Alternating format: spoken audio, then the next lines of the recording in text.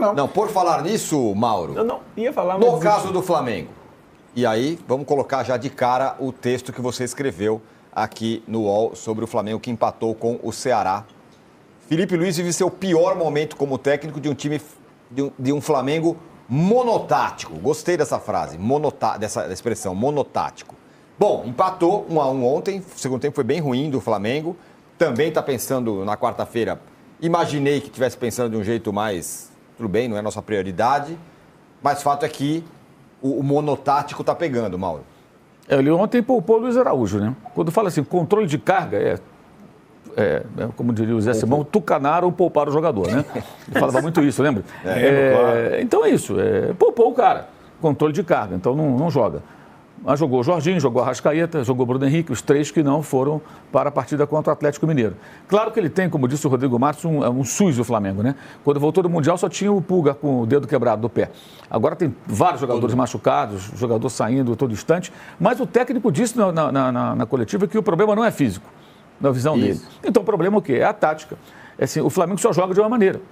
E o futebol, ele exige... Eu concordei com ele outro dia, quando ele falou, perguntado numa coletiva, se ele jogaria retrancado, que é tradução, linhas baixas, né? Você não retranca, né?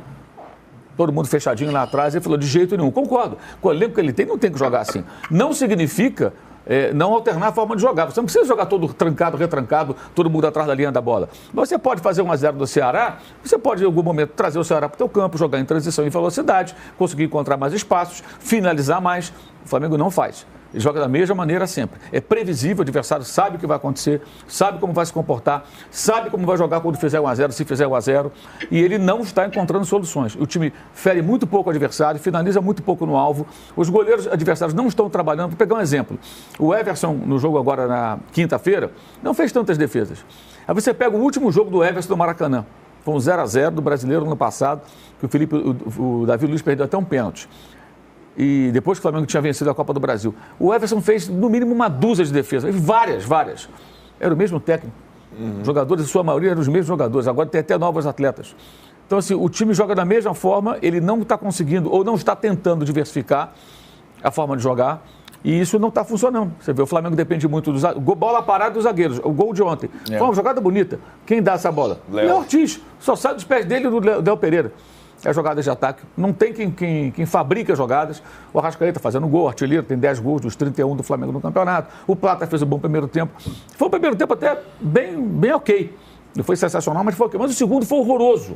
Horroroso, muito ruim. E o time não, foi muito mal, né? O time não surpreende. O Rossi foi um desastre, né? Na saída de gol aí. Foi um negócio medonho. Falhou clamorosamente e o Pedro Raul empatou o jogo. Então, assim, o Felipe Luiz ele ou não está buscando, ele não consegue, ou as duas coisas. O fato é que o Flamengo é previsível, só joga dessa maneira, pressiona, quer a bola, fica com a bola, mas troca passes, não é incisivo, tem dificuldade para conseguir abrir espaço para finalizar. Para finalizar tem que ser nas condições ideais de temperatura e pressão, então fica buscando um espaço que muitas vezes não aparece. Ele tem que mudar isso aí. Quando você faz 1-0, está fora de casa, num jogo contra o Ceará, com um gramado ruim, e a torcida toda do Ceará ali, que evidentemente exigindo que o time busque um empate, você tem que ter um plano B, você tem que ter uma forma de aproveitar esse cenário. O Flamengo não aproveita.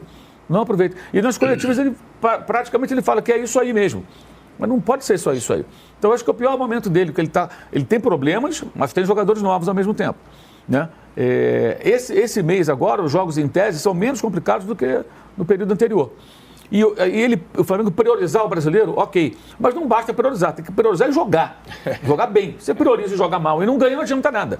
Então, toda a expectativa era para esse jogo. Tinha que ter vencido.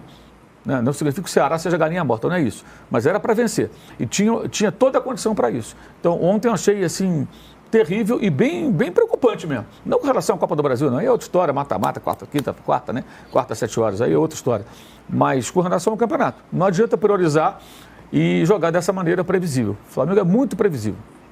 Eu confesso que, na hora que eu vi o texto, eu achei pior momento do Felipe Luiz. Porque ele tem... Estamos falando do pior momento do Abel, estamos falando do pior momento do Felipe Luiz. Tem uma semelhança nisso aí, né?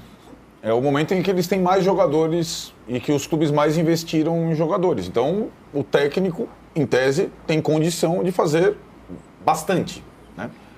E então, a responsabilidade, a cobrança sobre os dois vai ser grande. Não importa que um é novo, chegou ano passado, e o outro tem 5 anos de clube, né? Ninguém fez investimentos, o Botafogo fez também, mas o Botafogo é um asterisco, a gente não sabe como é que é o Botafogo, o técnico é novo, muda toda hora, não sai, não publica balança, é uma outra coisa. Para Flamengo e Palmeiras, os espanhóis do Tirone, é o ônus também de você ser técnico dos 2 clubes mais poderosos do país e que estão se reforçando nessa janela absurdamente, né? Então aí nós vamos voltar um pouquinho na questão do poupar ou não poupar em relação ao Flamengo, priorizando o brasileiro. O meu outro olho, eu ficava olhando escalações. O Galo, que é o adversário do Flamengo, certo? O Galo, no brasileiro, aliás, há anos o Galo no brasileiro, ele vegeta, né? Ridiculamente. O Galo ganhou no Maracanã. Putz, não vai jogar só não jogou o Hulk. Aí faz sentido. Não, eu tenho meu melhor jogador. Tá com 30 e tantos anos. Eu vou preservar 39 anos. Semana passada. Eu acho que o Cuca, na estratégia da semana, ele não podia não vencer o Bragantino. E olha que não jogou bem também, não. Com 1 a mais, tomou o gol de empate, quase cedeu o empate. O Natanael fez o gol da vitória depois. Mas o Atlético, ele não mirou só o Flamengo na semana. Ele preservou um jogador e foi com os demais. E acho que essa situação, por o Felipe Luiz, se ele for eliminado na quarta, que é um resultado normal, o Flamengo precisa vencer fora de casa, perdeu em casa, só o Flamengo e o Inter perderam em casa na Copa do Brasil, a responsabilidade, a cobrança pelos resultados, pelo sucesso na Copa Libertadores e no Brasileiro será grande. E ele tem que ter preparo para tal. É curioso, eu acho que uma coisa não tem a ver com a outra. Quando o nosso companheiro falou que ele se perdeu depois da entrevista sobre o Pedro. Está lá atrás, o Pedro já está jogando. Mas o fato é que o Felipe Luiz, tudo para ele é novo. Administração de grupo, relação de jogadores. Quando o Mauro falou aqui, algumas semanas, no negócio de não tirar as chuteiras, né? Ainda não tirou as chuteiras, significa que ele é um técnico muito recente, né? E para tomar as decisões, para ter o repertório, ele tem uma ideia de jogo que parece interessante, mas ele vai ter que aumentar o repertório dele ainda mais agora com tanto jogador de qualidade nas mãos. Trajano. Só uma dúvida aqui, aproveitando do Flamengo, da análise do mercado e tal. Ia falar pro Mauro, eu fiquei olhando e ontem eu vi a coletiva do Felipe Luiz, ele falou que ainda não vê o momento de colocar os 2 jovens zagueiros. Nesse monte de dinheiro que o Flamengo está gastando, não poderia trazer um zagueiro? Porque o Danilo a gente sabe que já mostrou que são 6 meses se machucando. Acho que os 2 times estão sofrendo. Tem o Léo Pereira e o Léo Ortiz, tá jogando todos os jogos. E aí você tem os 2 jovens que ele não confia. Então me parece que deveria ir no mercado para buscar um zagueiro, não sei se... Isso é muito discutido, mas eu acho que antes de tudo, ele tem um chefe hoje que é o Zé Boto, que é o diretor executivo com viés técnico, né? Eu acho que ele deveria perguntar 2 coisas. Felipe Luiz, por que o time é monotático? É o Boto que tem que perguntar. E a outra, por que você não usa os garotos? O João Vitor nem foi para a Copinha porque ficou treinando dele. Não, esse aqui é a joia. Por que não joga? Aí o Cleiton está lá há 500, não joga. E tem o Iago também, que está sempre na seleção. Capitão da seleção sub-20 há um tempo, não joga. Jogava junto com o menino lá, o Vitor Reis. Foram os dois zagueiros da seleção sub-20 várias vezes. Um foi vendido por uma fortuna para a Inglaterra, o outro não joga. Mas tem que questionar, por que eles não jogam? Será que não é porque esses caras viraram figuras muito importantes? Ele disse ontem que na minha primeira linha é um negócio muito sério, tudo bem. Isso. O Aldair um dia jogou. O Aldair jogou, o Moser jogou, o Figueiredo jogou, vários outros zagueiros que o Flamengo revelou. Então, por que não joga? Qual o problema? Acho que é porque, pensando a longo prazo, a gente está agora no meio de agosto, a janela fecha dia 2 de setembro. Se você não contratar agora, você vai jogar com esse time até o final do ano. Então, assim, ou você faz uma avaliação agora e define, preciso de um zagueiro para poder revezar com o Danilo, o Léo Ortiz e o Léo Pereira, ou vai ficar sem. Então, sabe o que acontece, Danilo? Eu acho que essa situação para alguns clubes tem ainda um período grande de janela. Tem muito clube analisando se ele vai avançar numa frente. Se você reparar, o Atlético Mineiro, adversário do Flamengo, esse caos, deve, não sei o quê... O jogador faz greve, não vai... Começou a contratar todo mundo, né? Agora, sim. Renier agora vai o próximo. Já estreou o Biel ontem. Né? Alexander já jogou ontem. Vai vendo... O Galo já... Esses 3 jogadores são jogadores caros, jovens e bons.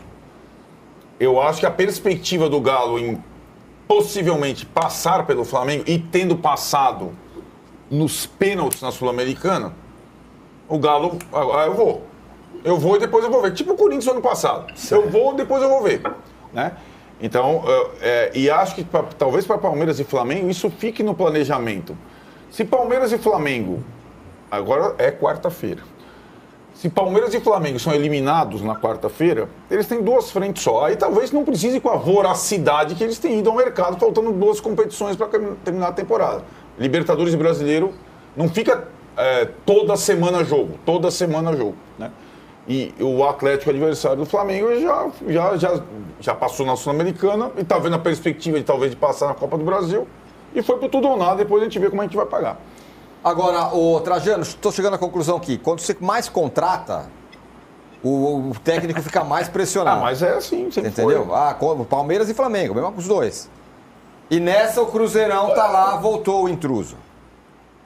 Não, mas o Cruzeiro gastou também. Gastou também. Né? É verdade. Parece até que o Cruzeiro não contratou ninguém. Contratou muita gente. O que me impressiona no Felipe? O que foi, Juca? Só não usa, né?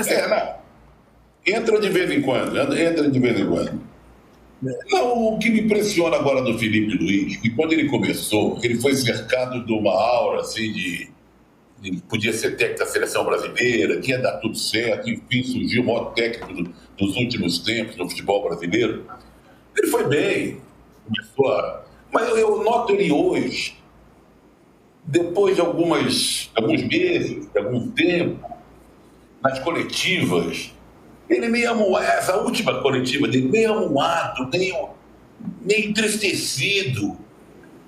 Daqui a pouco ele vai ter de cabelo branco, aquela cabeleira vai ter o rabo de cavalo branco, você entendeu? Me parece que está acontecendo uma coisa estranha. Ele não está demonstrando nas coletivas um ar de felicidade, um ar de contentamento. Ele está sempre se explicando agora. As últimas vezes, como o time não vem jogando bem, ele sempre tenta se explicar. Não, porque não sei o quê, papai, essa linha baixa, não sei o quê, os reforços, tem que jogar. Tá estranho, muito estranho. Agora, essa história de contratar e não dar certo, âncora, cada um é cada um. Sabe? É você saber aproveitar, encaixar onde você precisa. Por exemplo, Samuel Lino no primeiro jogo entrou, arrebentou a boca do balão, não arrebentou? Agora, o que aconteceu? Caiu como que time inteiro. Qual é o Samuel Lino que a gente vai ver? Claro, chegou agora, não jogava faz tempo, não sei o quê. Mas a gente vai ficar expectativa. O Samuel Lino, quando acabou aquele primeiro jogo dele, jogou poucos minutos, parecia um jogador de seleção brasileira. Agora, cria uma expectativa. Será que ele vai produzir? Pode produzir mais? Talvez sim, talvez não. Olha, quem tem dinheiro, rico ri à toa, e às vezes ri mal. Né? É o caso do Flamengo e do Palmeiras, que contrataram alguns jogadores. Por exemplo, vamos fazer um balanço agora para trás. O Cebolinha. Tá ali o Cebolinha? Agora tá machucado, né, de novo. Tá ali o Misael? Já. Né? Então tem o Julinho. Sabe, é meio complicado o negócio. Agora, Então, você gasta dinheiro e às vezes o que não precisa. Ainda bem que você fala aí. Quando eu falo isso, os caras não entendem. Não, acho que a questão do time endinheirado é a margem de erro. Você tem mais dinheiro, se você pagar suas contas em dia, você pode gastar mais, mas também paga, e você tem mais margem de erro. O cara que tem 10 milhões para gastar em uma compra, ele não pode errar. Sim. O cara que tem 100, ele vai poder comprar 10 jogadores de 10. Então, tá tudo bem. Agora, tem um ponto para a gente fechar e mudar de assunto, Mauro. também é uma loucura, né? Tipo, o Samuel Lino jogou 30 minutos. Agora é o Pelé. Calma, o cara acabou de Aí, chegar. agora não jogou nada. Esse Saúl aí não serve de Gastou, nada. exato. Jogou 15 Mas minutos. isso aí dá assunto pra maluco de rede social, né? Mas não é Isso aí assim, é maluco de rede social, tem que ignorar, né? A Não dá pra galera ficar dando gosta assunto mais pra do maluco de rede mercado social. do que o cara jogando. Exato. Essa é a Time discussão. campeão, contratação. Quero contratação. Isso, o cara quer Isso, contratação pessoal, e tem que quanto mais esquecer. caro for, Ontem eu melhor. tava vendo a sua live, precisamos contratar no Flamengo. Mas Como assim? chega, né? Pelo amor de Deus. Fala, Júnior. Fala, Trajano. A verdade verdadeira é a seguinte: não é a contratação o problema do Flamengo, é a venda. A falta que o Gerson faz é tremenda. Tem isso, o Gerson e o Wesley fazem muita, Não, muita, assim, muita ele teve falta. 2 baixas, perdeu o lado direito todo. Isso, Isso é óbvio, é evidente. O Wesley é muito importante. Mas os caras comemoram o saldo na contratação. Então sai o Gerson, o Wesley não, mas assim, nós estamos agora, com mais 850. Mas eram vendas inevitáveis. Não dá para vender o Wesley por 30 milhões de euros que ele pode chegar e a segurar, multa do Gerson? segurar um jogador que não quer ficar. ficar com o pai dele ficar falando pelos cotovelos, não tem como. Não. E os caras pagaram a multa, levou, tchau, um abraço. Leva um tempo para ajustar. A questão que eu acho ele não consegue apresentar alternativas de jogo. Não é questão individual do Lino, do Zé, o Mané, o Pedro. É como o time joga. É previsível e o técnico tem que dar diversidade de jogo a uma equipe de futebol. Não existe. Isso não há. Isso é problema do técnico. É dele o problema. Ponto. Perfeito.